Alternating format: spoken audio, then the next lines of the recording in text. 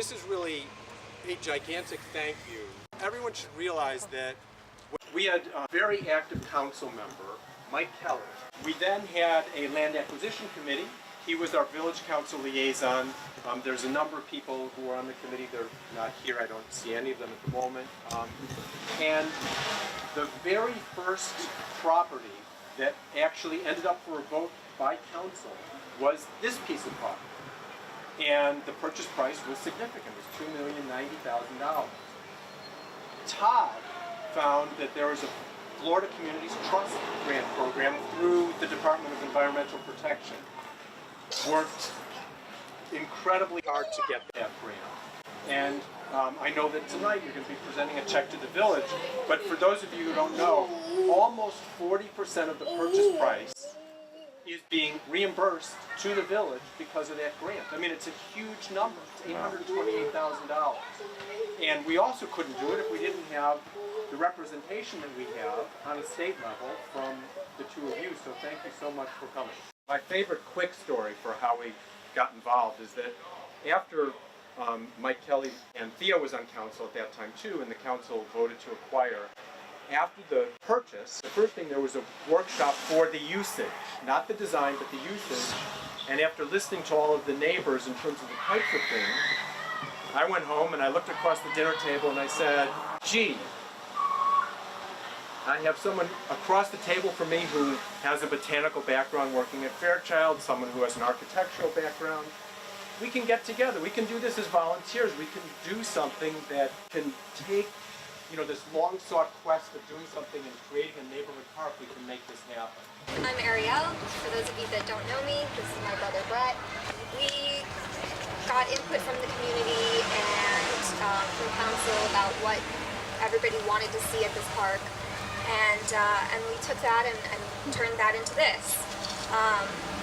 So it includes a space for kids to play.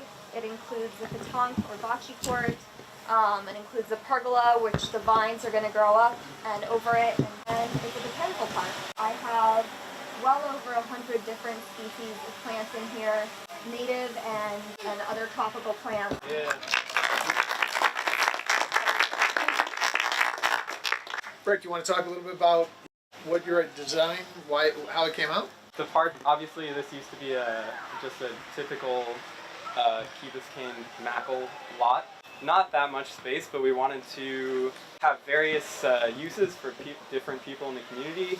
So we wanted spaces for kids, we wanted spaces for their parents and for families, and maybe single adults too. As Ariel mentioned, there's the open space in the middle for kids to just run around in. Kind of the overriding philosophy was to introduce people to the native landscape and also give people a connection to the local geology and the local plant life. And so we use a lot of native plants. We use the local limestone that Miami sits on, and that's way below this island. And it's been great since it's been open. People have been using it. People have been playing bocce all the time and using the pergola. I don't know if I'll speak for Nick, but I can say that our part in it is simply those battles that happen in Tallahassee when they're trying to take money from different funds. You all make it very, very easy to represent you. Key Biscayne is very, very engaged. You all are very easy to reach when we're trying to bother you, and you are not shy about bothering us. It's never a bother. So it is a joy to represent Key Biscayne, especially when you have the priorities you do. Open space, parks, a number of other things, quality of life. And so it kind of makes it easier for us to try to keep the fight alive on these funding sources.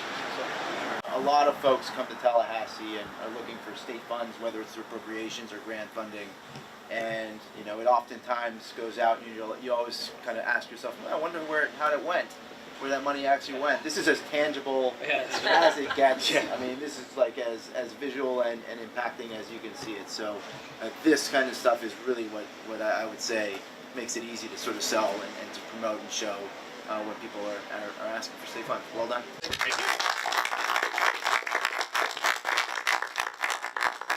Well, I just want to thank you all for coming out. It's funny, I look around and most of us are volunteers, right? I mean, most of the people, this is how things get done in this community. That's the beauty of this place, is we work together. So thank you to the Simons, thank you to Dr. Kelly, thank you to everybody who's been involved in making this happen. We have a presentation going on at the council chambers in a little while, so look forward to seeing you all there. But thank you all for coming out.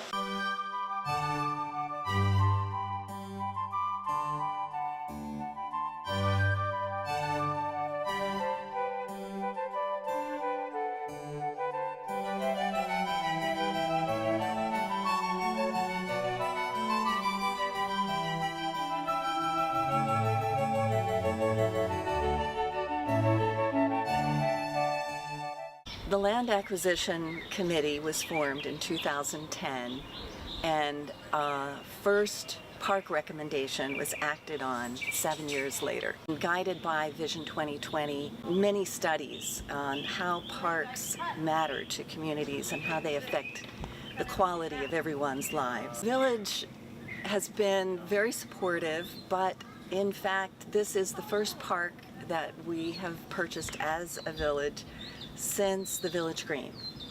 And I hope that we have hit the on button to complete the vision for additional green spaces throughout the village. And just to give a little background, I kind of came into this kind of in the last hour. It was mainly Steve Simon, Pat Woodson, the Land Acquisition Committee that had been working for years and being frustrated with nothing getting purchased. In my opinion, getting involved, I kind of got involved when a property across the street where I live on Sunrise, 202 Sunrise, was going to be developed. And we thought it was a good possibility for a park or green space in the Garden District, which is densely populated. And there was a lot of people, actually just thinking about this today, people actually held up signs on the road, you know, to come to the meetings and discuss the park, and it created a lot of noise for the council members to see that people actually wanted green space. The problem was it was a large price tag. It was $9 million at the time, and when I went to the land acquisition meeting, they mentioned this particular piece of land who I grew up with the son of the owner, and I said I know him and I can contact him, and then we started a dialogue about selling, and it took some time for him to sell. He was a reluctant seller, even though he did get market price for the property, and I think it was the perfect storm because the $9 million was such a big number. When it came to the village for a $2 million piece of property, it was an easy vote for yes. I think it was a unanimous decision. Transaction basically was just like a normal real estate transaction. Unfortunately, the property wasn't for sale, and it was just trying to find the right number for the property, and it was a very hard property to get an actual figure on because it's a little bit of an oversized lot, so there wasn't an exact comparable. There was a lot of comparables that were similar, but no exact comparable.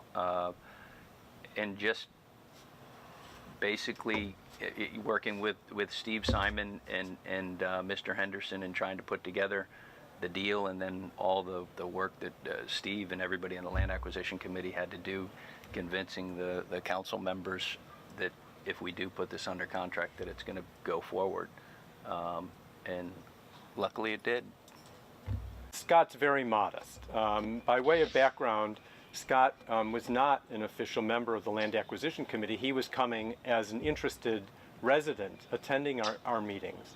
And so it was really after the committee, the Land Acquisition Committee, Mary Jo Pinedo leading the charge proposing this particular piece of property, and the Land Acquisition Committee voting unanimously. And on August 29th, 2015, Scott and I started working together. And what I think that in terms of the transaction, what someone should know in the community, what the people should know, Scott has a commercial realtor's license. And by all rights, when the village paid fair market value of $2,090,000 for this property, Scott was absolutely entitled as a realtor, as any realtor out here on Key Biscayne, he was entitled to his commission. But he absolutely, from the beginning, said, I am not going to take a penny. I am doing this for the community that I love, and I am not going to accept a commission, which means the village paid fair market value. The seller received not only fair market value, but the seller did not have to turn around and write a check for a commission to Scott Hardy. So it's an incredible level of generosity on Scott's part.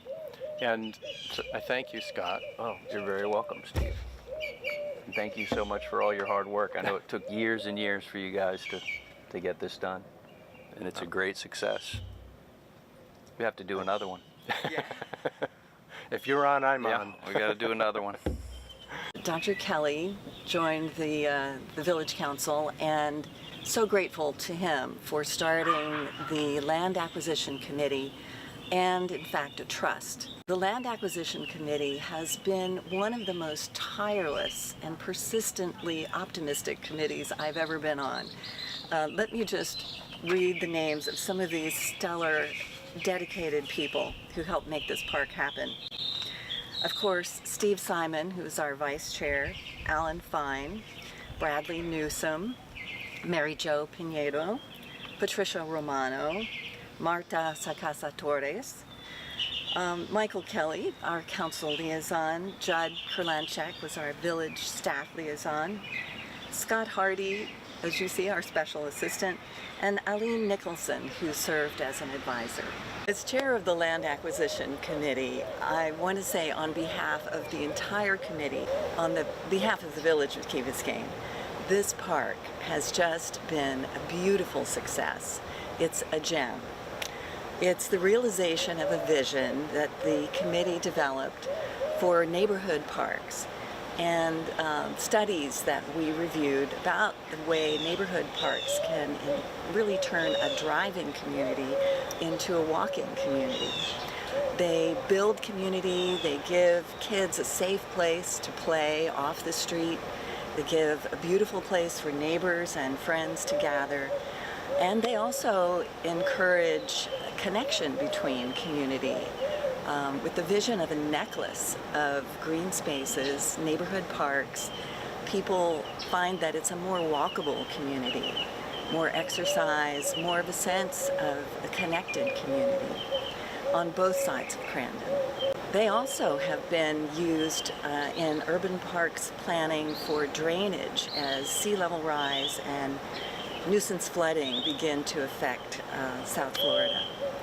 So I hope as well that this amazing experience of a local family, the Simons, not only designing and planting the park, but continuing to nurture it and care about it and ignite the entire neighborhood in that sense of community spirit. I just want to take this opportunity, Pat, really as the leader, as the chair of the Land Acquisition Committee.